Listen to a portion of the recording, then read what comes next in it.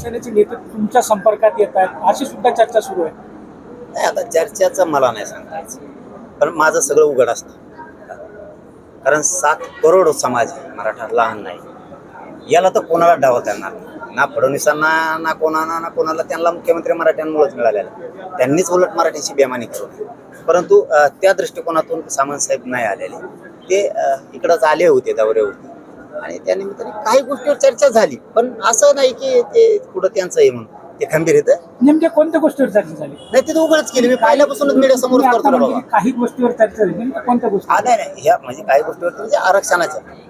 कारण राजकीय मी मीडिया सोडून बोलतच नाही. शिंदे सेनेचे किती लोक नाराज असले आणि तुम्हाला भेटले तरी तुम्ही समाजाच्या प्रश्नाची चर्चा करता. कोणाचे भेटले तरी, भाजपचे मंत्री भेटले तरी तीच चर्चा करतो, काँग्रेसचे भेटले तरी तेच करतो, बेसरामाचे भेटले तरी तेच करतो, शिवसेनेचे भेटले तरी तीच करतो, कोणाचेही भेटले तरी आपण चर्चा तीच करतो.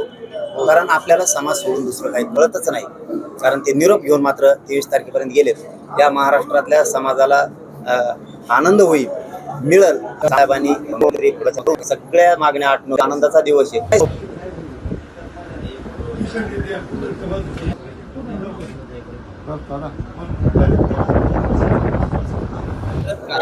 काय तुमच्या चर्चा झाली अचानक भेट घेतली? नाही, खरं आहे, मी अचानकच आलो. मी बीडच्या दौऱ्यावर होतो. बीडला आमच्या विभागाची उद्योग परिषद होती आणि खासदार संदीपान भुमरे साहेब देखील माझ्यासोबत होते. आम्ही दोघांनी चौकशी केल्यानंतर कळलं की सन्माननीय मनोजजी छत्रपती भवनला आहेत आणि मला असं वाटतं की काही राजकारणाच्या पलीकडेचे देखील संबंध असतात आणि त्या मैत्रीत्वाच्या भावनेपोटीच मी त्यांना भेटायला आलो.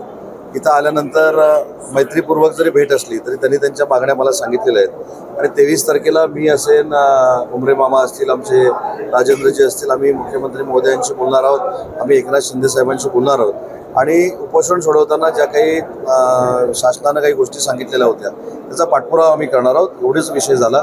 कुठेही बंद खोलीमध्ये चर्चा झाली नाही. जाहीरपणानं आम्ही बोललो आणि आता आम्ही तिघेही तुमच्यासमोर जाहीरपणानं बोलतोय.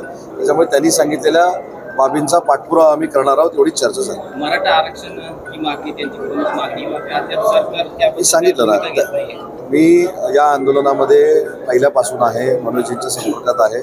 मला असं वाटतं की त्यांनी ज्या मागण्या केलेल्या आहेत त्या सरकारच्या नोंदणीमध्ये आहेत. त्याच्यामुळे परत पुन्हा एकदा सांगण्याची काही आवश्यकता नाही. त्या संदर्भात 23 तारखेला आम्ही भेट घेणार. शिंदे समितीची नेमणूक केली. या सगळ्या मागण्या मी तेच सांगतो.